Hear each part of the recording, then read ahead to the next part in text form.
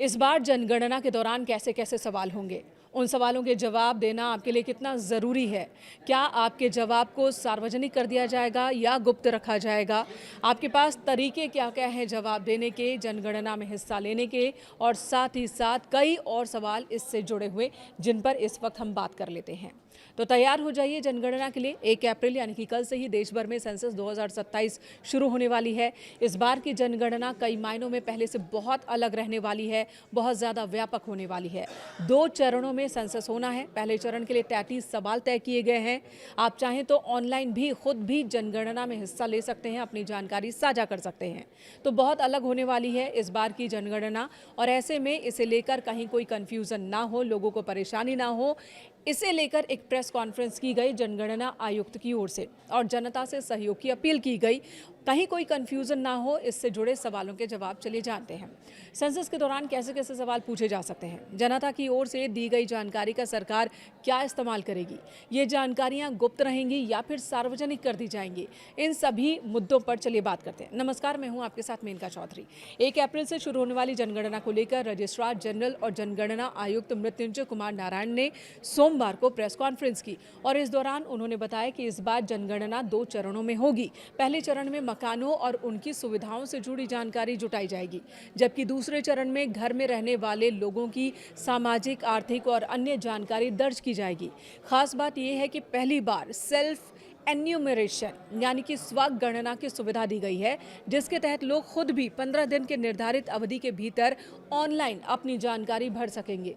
हालांकि इसे cross check किया जाएगा, यानी कि किसी भी व्यक्ति की ओर से गलत जानकारी देने पर की आशंका बहुत कम है, क्योंकि अगर कोई जानकारी जो भी साझा करता है उसे क्रॉस चेक जरूर किया जाएगा।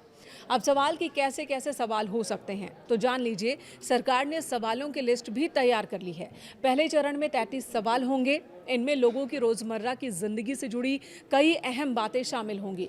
उदाहरण के तौर पर यह पूछा जाएगा कि घर की दीवार, छत और फर्श किस सामग्री से बने हैं, घर का इस्तेमाल किस लिए हो रहा है और उनकी स्थिति कैसी है। इसके अलावा परिवार से जुड़े सवालों में मुखिया का नाम, लिंग, सामाजिक वर्ग के बारे में पूछा जाएगा, यानी कि परिवार एससी, एसटी या फिर अन्य किसी कैटेगरी में आता है तो किस कैटेगरी में, परिवार में रहने वाले लोगों की संख्या और वैवाहिक स्थिति की जानकारी ली जाएगी। तो बहुत सारे सवाल ऐसे हैं जो आपको लग सकता है कि आखिर ये क्यों पूछे जा रहे हैं, लेकिन उन सवालों को इसमें जगह दी गई है, इस लिस्ट में जगह दी गई है, ताकि किसी भी व्यक्ति की आर्थिक सामाजिक स्थिति का सही आकलन किया जा सके। घर में उपलब्ध सुविधाओं पर भी बारीकी से सवाल होंगे, जैसे पीने के पानी का स्रोत क्या है, घर में बिजली कैसे आती है, शौचालय है या नहीं है, अगर है तो उसका प्रकार किस प्रकार का है, गंदे पानी की निकासी की क्या व्यवस्था है घर में, रसोई गैस कनेक्शन है या नहीं है। जनगणना में परिवार की आर्थिक स्थिति और संसाधनों का आकलन किया जाएगा और इसके तहत पूछा जाएगा कि घर में TV, internet, laptop, mobile phone, cycle, bike या कार जैसी सुविधाएं हैं या नहीं है, तो कब से हैं। परिवार के लोग मुख्य रूप से कौन सा अनाज खाते हैं, ये सवाल भी पूछा जाएगा।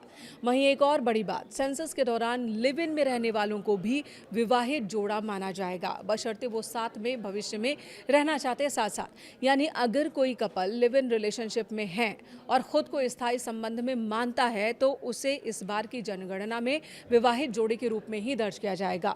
ये दिशा निर्देश जनगणना पोर्टल पर जारी FAQs में शामिल किया गया है। आपको बता दें, जनगणना पूरी तरह से डिजिटल होने वाली है और इसमें लोगों के जीवन शैली से जुड़े बेहद विस्तृत सवाल पूछे जाएंगे। बहुत सारे सवाल आपको अटपटे लग सकते हैं। बहुत से लोगों को ये भी डर होता है कि उनकी तरफ से दी गई जानकारी का कहीं कोई गलत इस्तेमाल तो नहीं करेगा। तो आपको बता दें कि इस बार जनगणना के दौरान जुटाए गए व्यक्तिगत आंकड़े पूरी तरह से गोपनीय रखे जाएंगे।